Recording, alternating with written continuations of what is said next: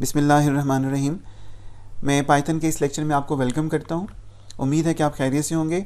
इस दुआ के साथ कि अल्लाह आपको, हमें, हम सब को अपने हिफ्ज़-ओ-मान में रखे, आमीन।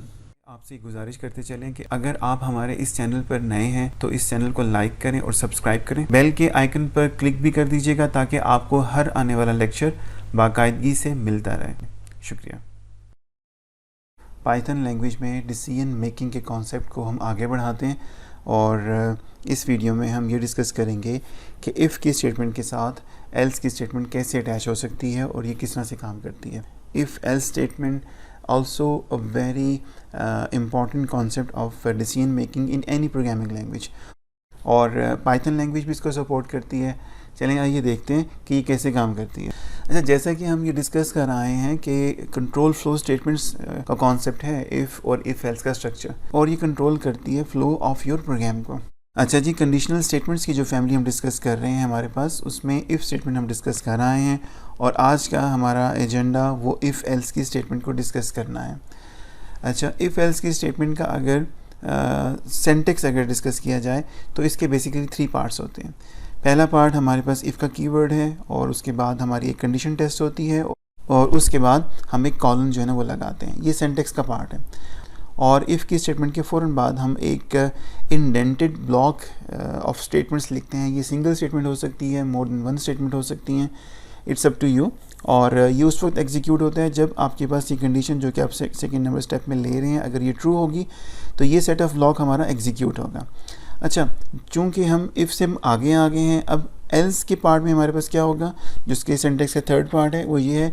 अच्छा, एल्स के ब्लॉक में हम क्या करेंगे, एल्स का ब्लॉक लिखेंगे और उसके बाद हम एक कॉलन लगा देंगे और इस कॉलन के बाद हम सेट ऑफ स्टेटमेंट्स लिखेंगे जो कि सिंगल या मल्टीपल स्टेटमेंट्स हो सकती हैं, जो कि हम पाइथन की यहाँ पर लिखेंगे, जो हम एग्जीक्यूट करवाना चाहेंगे उस कंडीशन के फॉल्स होने की सूरत में, जो कि हम इफ़ में चेक करवा कर आए हैं।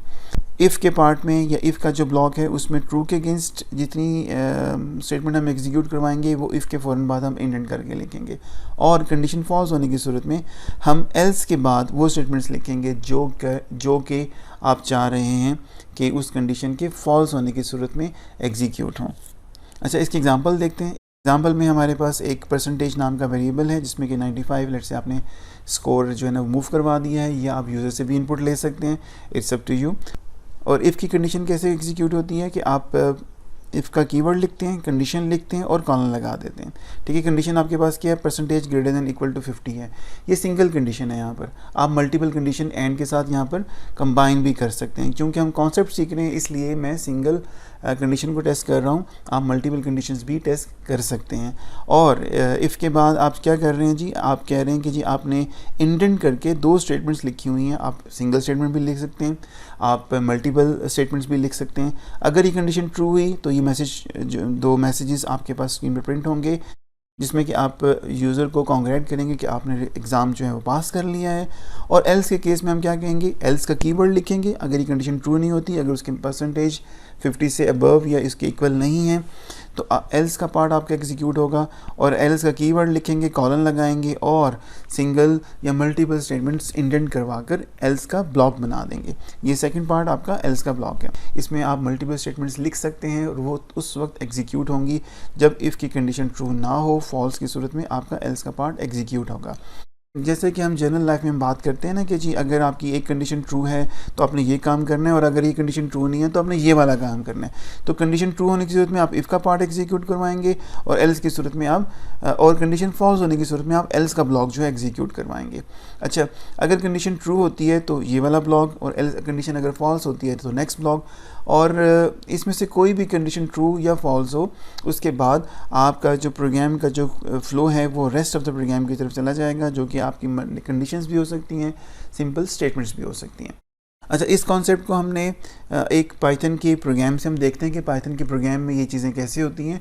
अच्छा जी, इस प्रोग्राम को ज़रा समझ लीजिए। इस प्रोग्राम को हम डिस्कस कर लेते हैं और फिर इसको अपनी मर्ज़ी के हिसाब से टेलर करेंगे कि हम इस प्रोग्राम में इफ़ एल्स की स्टेटमेंट को चेक करवाना चाह रहे हैं। और स्टार्ट में ही हम एक परसेंटेज नाम का वेरिएबल ले रहे हैं और इसमें हम यूज़र से इनपुट करवाते हैं उसकी परसेंटेज। ठीक है, अच्छा, और बेस्ड ऑन दैट परसेंटेज जो कि यूज़र ने इनपुट की है, उसकी बेस पर हम चेक करते हैं कि आया ये परसेंटेज 50 से अबव है या उसके बराबर है, तो हम यूज़र को कहते हैं कि भाई जो स्टूडेंट है ना ये पास हो गया।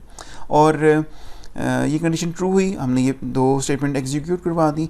उसके फ़ौरन बाद हम ये करते हैं जो अभी तक हमने स्टडी किया हुआ है कि हम एक और कंडीशन लगाते हैं कि भाई अगर उसकी परसेंटेज 50 से लेस है तो इट मीन्स कि वो एग्ज़ाम क्लियर नहीं कर सका, वो फेल हो चुका हुआ है।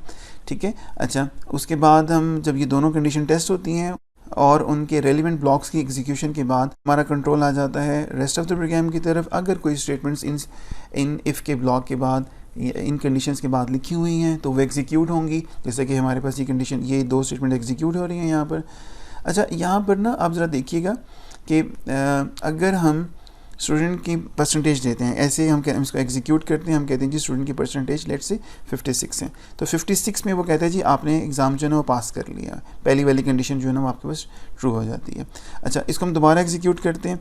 दोबारा जब हम इसको एग्जीक्यूट करते हैं और इसको यहाँ पर हम इस दफ़ा मार्क्स देते हैं उसको 46, जो कि पास नहीं हुआ, तो हम कहते हैं उसको कि you could not pass the exam, better luck next time. और ये जो 2 स्टेटमेंट्स की हमारे पास आउटपुट आ रही है ये रेस्ट ऑफ द प्रोग्राम है, और हम यहाँ पर ये दोनों एग्जीक्यूट होती हैं इन एनी केस जो कि आपकी फर्स्ट या सेकंड कंडीशन ट्रू हो, उसके बाद आपकी ये जो लास्ट 2 स्टेटमेंट्स हैं एग्जीक्यूट होनी है। इंटरेस्टिंग चीज़ ये है कि जब भी आप यूज़र की इनपुट परसेंटेज में देते हैं तो परसेंटेज यहाँ भी टेस्ट हो रहा है और परसेंटेज यहाँ भी टेस्ट हो रहा है।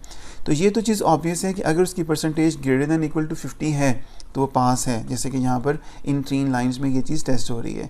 तो हम यहाँ पर क्यों टेस्ट कर रहे हैं? 50 से मार्क्स अगर उसके ग्रेटर होते तो वो पास होता ना। तो यहाँ पर हम ये कह रहे हैं कि भाई जब 50 से अबव नहीं है तो डेफिनेटली उसके मार्क्स 50 से लेस हैं, तो यहाँ पर कंडीशन टेस्ट करने की ज़रूरत नहीं है। क्यों हम कंप्यूटर के रिसोर्सेज को एक अलग से कंडीशन में टेस्ट करवाने में लगा रहे हैं?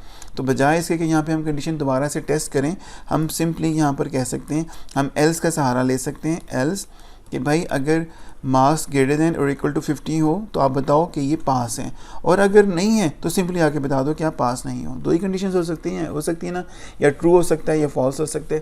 कि इधर उसके marks greater than equal to 50 हो सकते हैं या उससे कम हो सकते हैं। पास का क्राइटेरिया हमारे पास ये है, आपका क्राइटेरिया कोई और हो सकता है। आप 33 और 67 को कंसिडर कर सकते हैं, आप 60-40 की परसेंटेज डिफाइन करवा सकते हैं। मैंने यहाँ पर 50-50 की रखवाई हुई है कि अगर 50 से अबव है या 50 के इक्वल है तो पास है, अगर 50 से लेस है तो वो फेल है। तो सिंपली अगर उसकी परसेंटेज 50 से अबव है तो उसको पास शो करवा दें, और अगर 50 से लेस है तो उसे कहेंगे भैया आप पास नहीं हुए। तो इफ़ और एल्स को हम ऐसे यूज़ करते हैं। इफ़ में आप कंडीशन टेस्ट करें और इफ़ का ब्लॉक एग्जीक्यूट करवा दें अगर कंडीशन ट्रू है, और एल्स की सूरत में अगर कंडीशन फॉल्स आ चुकी है इफ़ से तो एल्स के पार्ट पे वो डेफिनेटली जाएगा। यहाँ पर एक चीज़ ध्यान में रखिएगा कि अगर आपकी कंडीशन ट्रू होती है तो एल्स का पार्ट सिंपली इग्नोर हो जाएगा।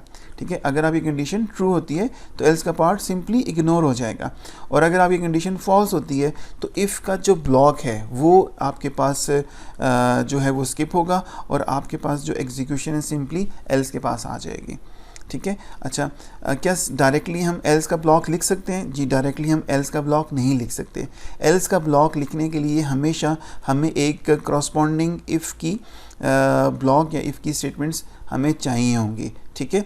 अच्छा, दूसरी चीज़ ये है कि इसमें आपका जो कोड है वो आपको इंडेंट करके लिखना लाजमी है। अगर आप कोड इंडेंट करके नहीं लिखेंगे तो आपके पास सिंटेक्स एरर आएगा, जैसा कि यहाँ पर उसने हाईलाइट कर दिया हुआ है।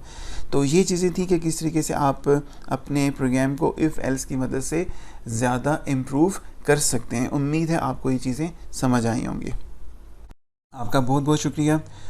यहाँ पर मैं आज के इस लेक्चर को ख़त्म करता हूँ इस दुआ के साथ कि अल्लाह आपको अपने हिफ्ज़-ओ-मान में रखें। अल्लाह आपको आसानियाँ बांटने की, आसानियाँ समेटने की हिम्मत, तौफ़ीक और इस्तिताअत अता फ़रमाएँ। अपने इर्द गिर्द के लोगों का बहुत बहुत ख्याल रखिएगा। Thank you. अल्लाह हाफ़िज़।